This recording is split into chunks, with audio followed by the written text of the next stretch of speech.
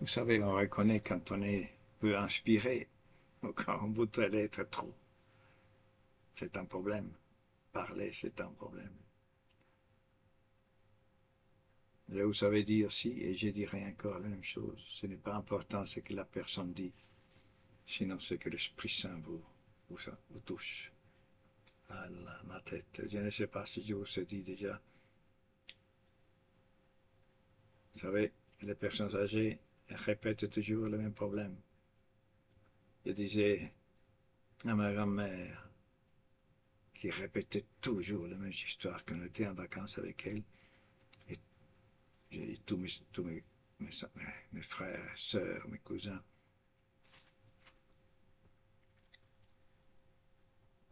Alors j'avais commencé sans mettre mon... Alors, je disais à ma grand-mère, donc, grand-mère, raconte cette histoire, tu te souviens des voleurs, là? Et tous, non, s'il a raconté, mais disaient tous la même chose, parce que, non, je n'ai pas raconté, grand-mère. Alors, c'est les idiots. Alors, j'ai oublié ce que j'allais vous dire. L'inspiration. Ah oui, l'inspiration, Dieu devrait vous parler plus simplement comme ça. Il a plus de valeur, sûrement. Mais, vous savez, la faiblesse, comme je vous disais l'autre fois, on peut s'appuyer sur les épaules des géants pour se faire entendre, et pourtant, peut-être, c'est par ça que touche les personnes. Sûrement.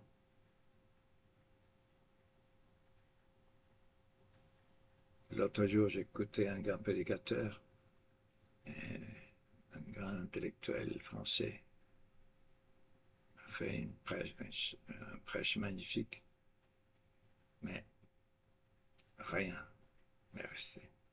Et pourtant, nous allons avec ma femme à, à une messe dans la semaine, célébrée par un prêtre allemand, âgé, qui ne dit presque rien. Et on reste toujours édifié. Je me souviens pas si je vous ai raconté l'histoire de la laitue, mais je dois vous raconter encore l'histoire de l'autre prédicateur, donc je reviens à la première. Un jour, un homme qui écoute un prêche d'un prêtre à la fin de la messe, il dit, mon père, j'étais très touché de ce que vous avez dit. Alors, le prêtre un peu orgueilleux, bien sûr, ça nous fait plaisir, un moment, un moment. Et dites-moi, enfin, et qu'est-ce qui vous a touché? Alors, cet homme lui a dit, vous savez, j'étais touché quand vous avez dit, ça c'était la première partie. J'étais touché quand vous avez dit, nous passons à la deuxième partie. Voilà, c'est une chose étonnante. Hein. Nous sommes, parce que c'est Dieu qui inspire en fait. Et tout ce qui restera comme écriture, comme parole, c'est ce que Dieu inspire. Ça, c'est éternel. Parce que c'est la partie de la parole de Dieu. Même si on n'est pas chrétien, attention, Dieu inspire au-delà de l'Église. La, la, la beauté de Dieu, l'innocence de Dieu, se déploie, se déborde dans toute chose, dans toutes les créatures. Dans toutes les créatures, il y a une empreinte de Dieu. C'est pour ça que l'Église le dit, et Saint Paul aussi, au peut-être Romain le dit, et même ailleurs, Corinthiens, que l'homme peut connaître Dieu naturellement. Et nous sommes inexcusables de ne pas le connaître. Inexcusables. Quand les gens disent, ah Dieu, je ne crois pas. Quand les personnes me disent ça, je dis, monsieur, madame, c'est justement pour ça que je vous dis, je vous parle de Dieu, parce que on peut croire, la vie peut changer.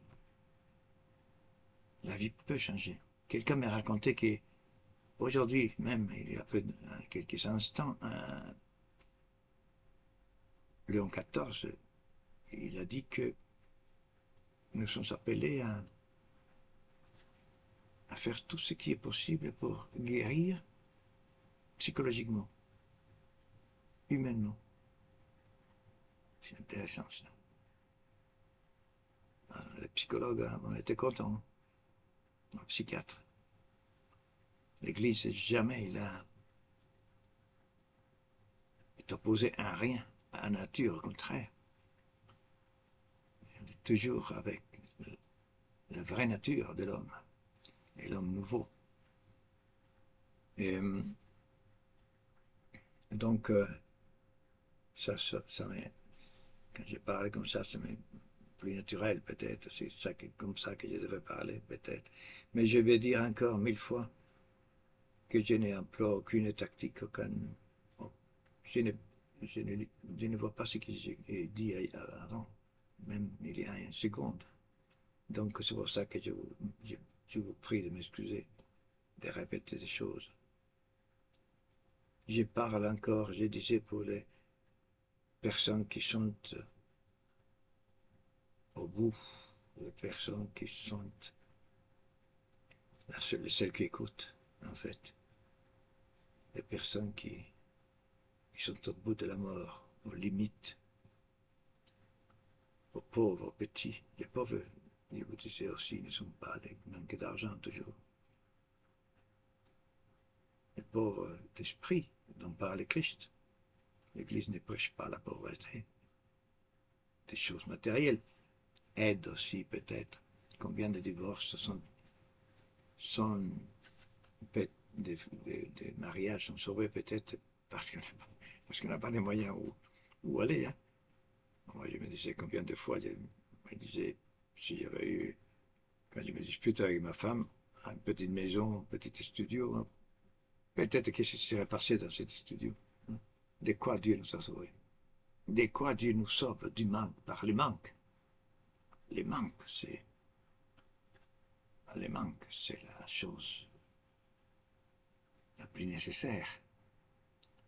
Le manque, la frustration, vous disiez, vous racontez aussi, la frustration de ce que nous n'avons pas, ce que nous aurons voulu. D'ailleurs, c'est le principe de l'origine des capitalismes. Les bourgeois, ils veulent la revanche, ils veulent être quelqu'un par rapport à la noblesse. Et par l'argent, ils vont arriver par le travail. C'est un moteur de la créativité, le manque. Le moteur peut-être, la souffrance aussi.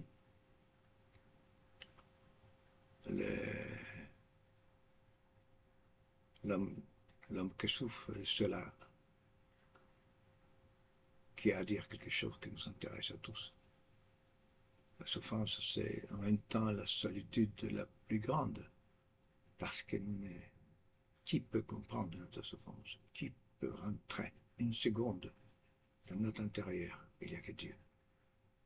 C'est pour ça que Dieu est la réponse à toute souffrance. Le dialogue avec Dieu. Voilà. Donc, je m'adresse aux personnes qui ne cherchent pas la technique de l'écoute, qu'il a bien dit qu'il y a trop de silence, qu'il parle trop doucement, qu'il n'a pas bien dit, qu'il a des accents. Non. Voilà. J'arrive toujours à la mort, mais je n'arrive pas. Peut-être dans la prochaine fois, j'y arriverai à parler de ces moments solennels. Solennels, quand l'âme, hein, je vous disais l'autre fois, c'est qui n'est pas un petit papillon, petit nuage dans le cœur, comme si. Non, c'est le mode d'être de l'homme. C'est l'homme lui-même. L'âme n'est pas quelque chose de collé. Voilà. Je vous lirai quelque chose. Voilà. Parfois, c'est bien lire quelque chose. Je vous lirai quelque chose sur l'âme. Et donc, à ces personnes, je parle. ce qu'ils veulent vivre aujourd'hui. Demain, peut-être c'est trop tard. Aujourd'hui, la vie peut changer. Aujourd'hui, avec Dieu, tout est possible aujourd'hui. Ouais. Aujourd'hui, combien de personnes voudraient se tuer? Mais aujourd'hui, possible. Non, c'est pas se tuer, non. Tu tues, fais te tuer, ne te tue pas. C'est les démons qui nous trompent. Nous trompent. Il dit qu'il n'y a rien. Là, là, je regarde mon horaire. Non. Euh, il nous trompe. C'est des menteurs. Il dit qu'il n'y a plus rien. Le ciel se ferme. C'est ça. Une personne qui veut se tuer, c'est une personne qui veut disparaître, qui veut s'en aller. La violence, c'est parce que le ciel s'est fermé. Alors, la bonne nouvelle des chrétiens, c'est que Dieu a ouvert le ciel. Quand Jésus-Christ a été baptisé, il dit, l'évangéliste, le ciel s'est ouvert. Et l'Esprit est apparu comme une colombe. Comme une colombe, pas une colombe, l'Esprit. L'Esprit Saint est une personne. Est une personne. Et Dieu, l'Esprit Saint n'est pas un esprit. Oui, il est saint, oui, mais c'est une personne. Le problème que nous avons des problèmes aussi avec les concepts des personnes. Je parlerai, j'essayerai de dire quelque chose sur la personne. Je vais parler tout de suite sur l'âme. Et peut-être comme ça, je reviendrai à l'agonie, à ces derniers moments. Oh, je ne sais pas à quel moment. À bientôt.